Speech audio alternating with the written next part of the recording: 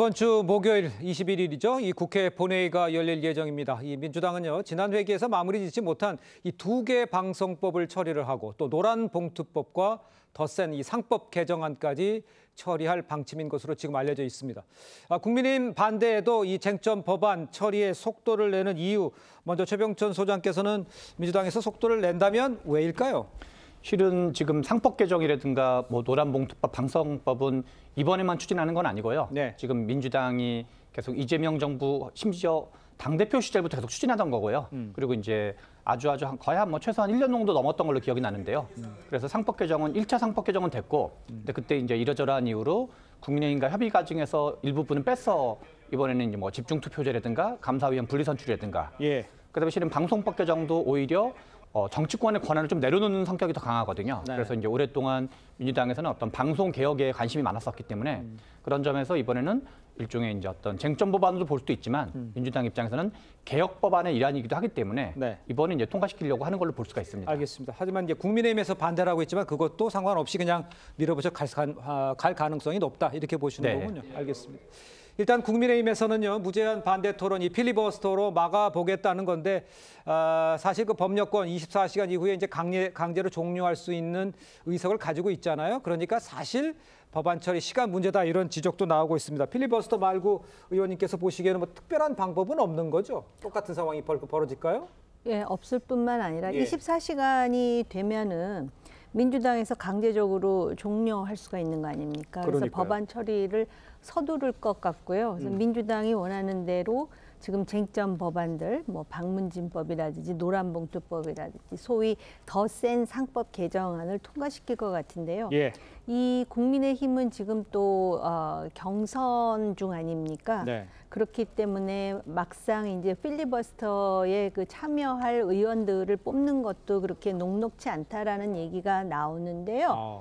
오히려 아무리 그러한 그 수순이 예정되어 있다 하더라도 이 특히 노란봉투법이라든지 또는 그 상법과 관련해 가지고 예. 무엇이 문제인지 뭐 수많은 토론을 했다 그러지만 민주당은 민주당 얘기만 했고 국민의힘은 국민의힘 얘기만 했던 거 아닙니까? 그러니까 근본적으로 무엇이 쟁점이고 그다음에 국민의힘에서 필리버스터링을 하는 의원은 대안이 무엇인지까지 제시하면서 새로운 야당의 상을 보여주는 것이 가뜩이나 지금 그 당 대표 경선으로 상당히 눈초리가 썩 좋지 않은 국민들에게 네. 새로운 어떤 인상을 각인하는 계기가 되지 않을까 조심스럽게 희망해 봅니다. 알겠습니다. 자, 그런데 이뿐만이 아니라요, 윤 전 대통령 부부의 이 수사 난항을 이유로 민주당에서 특검 기간을 연장하는 카드를 고민하고 있다, 이런 지적도 사실 나오고 있습니다. 오늘 민주당에서는요, 아직 진행된 것은 없다, 이런 입장을 밝혔습니다. 직접 한번 들어보시죠. 특검법이 개정해서 연장하려는 그런 필요성도 얘기가 나오죠. 일부 개별 의원님들 차원에서 그런 얘기들이 나오고 있는데요. 아마 이제 우리 원내 지도부에서 관련한 내용들을 상의를 해서 어떻게 처리할 것인지를 결정할 것으로 기대합니다. 기간도 그렇고 수사 대상도 그렇고 또 뭐 시효 문제도 뭐 얘기가 있는 것 같고, 근데 아직 그런 부분에 대해서 원내에서 이 테이블에 올려놓고 얘기가 지금 진행이 되는 거 없기 때문에. 자, 그러니까 이제 민주당에서는 지금의 특검 수사가 난항을 보이고 있다, 이렇게 보고 있는 것 같아요. 그래서 특검법 개정이 필요하다, 이런 목소리가 나오고 있다고 좀 전해지고 있는데, 특검 기간 연장, 또 수사 대상 범위 확대, 이런 것 특검법 개정이 들어있을 수 있다, 이런 얘기인데, 윤기찬 변호사께서 보시기에는 저 현실화 될 것 같아 보이십니까? 저걸 만약에 현실적으로 추진한다 그러면 그거는 정당이 아니죠.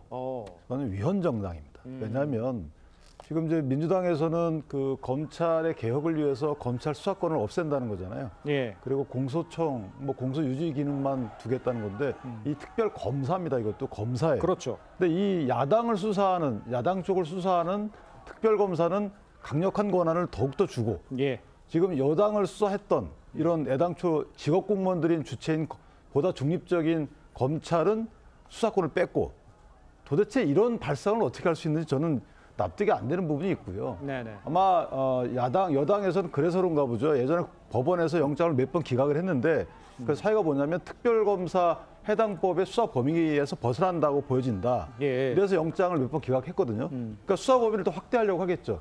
지금도 수사 범위가 각 있지만 수사 범위에 더해서 인지한 수사까지도 할 수 있도록 해놨단 말이죠. 그러니까. 그럼에도 불구하고 법원에서 제동을 걸었으면 예, 거기에 수긍을 해야 되는 부분이 하나 있는 것이고 아.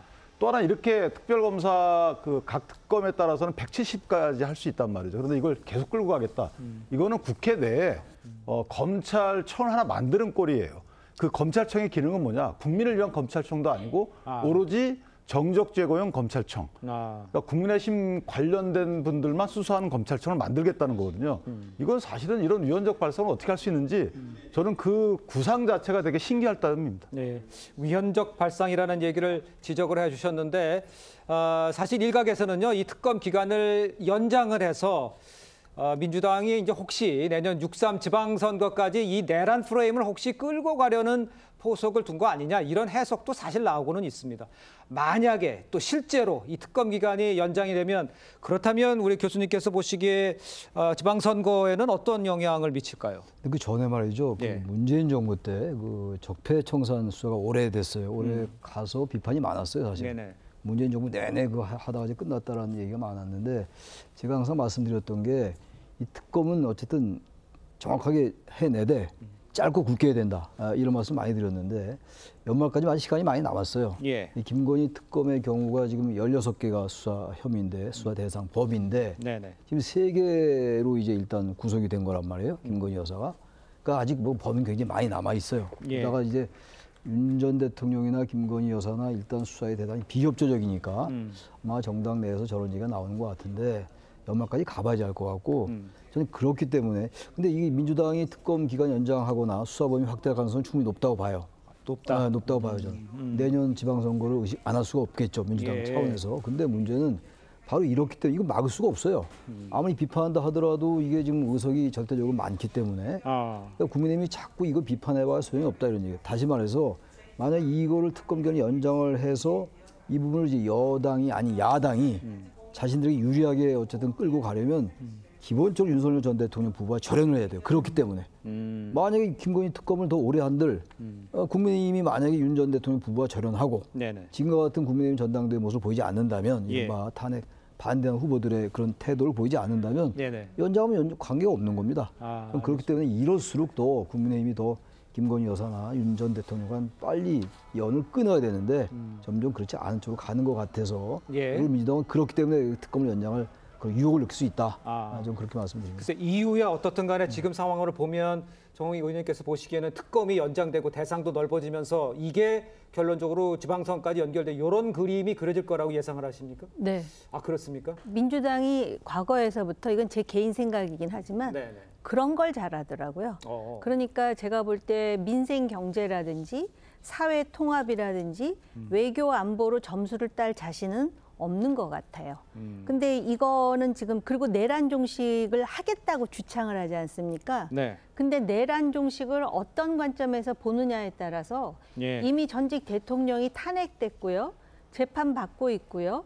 거기다가 조기 대선으로 정권이 교체되지 않았습니까? 예. 이것 자체도 내란 종식이에요. 그리고 나머진 사법부와 특검이 알아서 하게끔 해야 되고, 특검을 연장시킨다라는 거는 계속해서 이슈를 그 전면에 부각시킴으로써 선거라든지 정치에서 유리한 지형을 이끌고 가겠다라는 그 노림수가 예. 그냥 일반인의 상식으로도 보이는 거 아닙니까? 물론 최 교수님 말씀하셨듯이 여기서 허를 치는 유일한 방법은 바로 국민의힘이 완전히 윤석열 대통령 부부와 우리는 이제 절연하겠다, 이런 선언을 하면은 그게 허를 치는 건데, 그게 안 되니까 소위 과거에 노무현 대통령이 수도 이전 공약을 하면서 재미 좀 봤다는 표현을 쓰셨는데, 네네네. 문재인 정권 때도 재미 좀 보다가 적폐청산 길어지면서 그거에 역풍을 받았습니다. 네. 근데 제가 보니까 내년 지방선거까지는 이렇게 하는 게 순풍에 돛담배 가는 거라고 판단하는 게 아닌가. 그래서 국민의힘이 정말 굉장히 정신 차려야 되는 상황이죠.